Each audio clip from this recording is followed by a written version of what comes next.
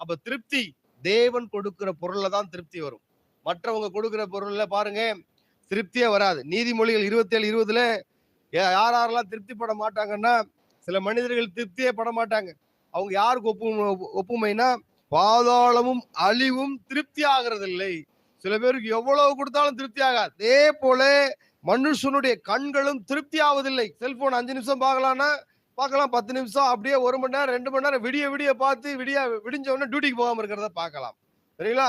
கண்ணு கெட்டு போறத பார்க்கலாம். கண்ணுனால திருப்தி அடைகிறதே கிடையாது.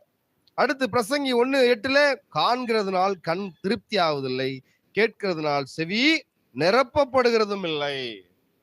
திருப்தி தேவனுடைய காரியம் இல்லாமல் வேறொரு காரியத்துல திருப்தியா வராது.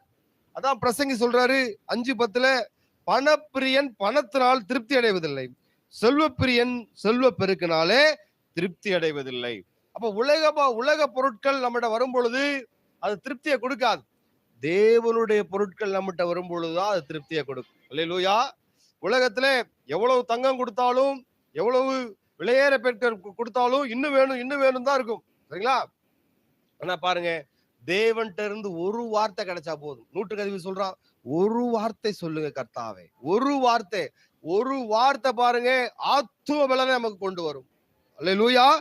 பாருங்க, திருப்தி அடைவர் யாரெல்லாம் திருப்தி அடைவாங்க அப்படின்னு பாத்தீங்கன்னா, சாந்த குணமுள்ளவர்கள் புசித்து திருப்தி அடைவார்கள். சங்கீதம் 22:26 பார்க்க.